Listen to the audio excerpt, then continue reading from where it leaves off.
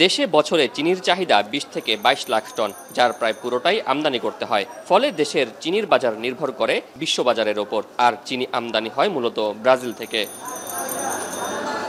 গেল কয়েক মাস ধরেই আন্তর্জাতিক বাজারে ধারাবাহিকভাবে কমছে চিনির দাম। এছাড়াও রপ্তানিকারক দেশ ব্রাজিলেও ভালো হয়েছে উৎপাদন। দ্বিতীয় সর্বোচ্চ চিনি উৎপাদক দেশ ভারতও 1.5 মিলিয়ন টন চিনি রপ্তানির অনুমতি দিয়েছে, যার প্রভাবে আন্তর্জাতিক বাজারে প্রতি টন 412 থেকে 417 ডলার আর দেশের পাইকারি বাজারে প্রতি কেজি 90 টাকায় বিক্রি হচ্ছে।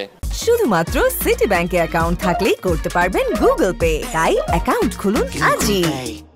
ইন্টারন্যাশনাল মার্কেটটা কম, আমি ইম্পোর্টাররা বলতেছে ওখানেও কম, এমনি সামনে রোজার মধ্যে আরও কমতে পারে। আর এখানে পর্যাপ্ত পরিমাণ মালও আসছে।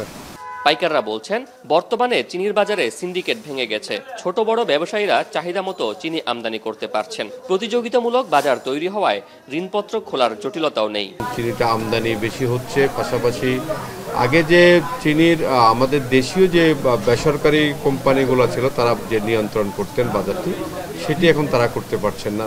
বিশেষ কারণ হচ্ছে আমরা এখন সবাই আমদানি করতে পারছেন সাদা চিনি বিভিন্ন দেশ থেকে, ছোট মাঝারি বড় আকারে যারা আমদানিকারক আছেন যেটি এখন আমদানি করতে পারছেন, যার কারণে প্রতিযোগিতামূলক বাজার হওয়াতে বাজারে চিনির সরবরাহ বেড়েছে।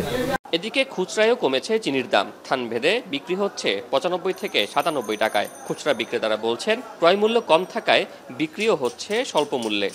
এখন তো আপনার চিনি বাজার ঠান্ডা আছে, আপনার বেচাকেনা কম আছে, মোটামুটি চিনি স্টক আছে মোটামুটি ভালো, দামও কম আছে আপনার।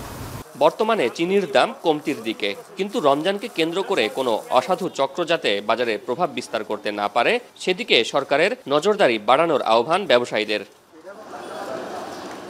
শোয়েব রহমান, এখন, চট্টগ্রাম।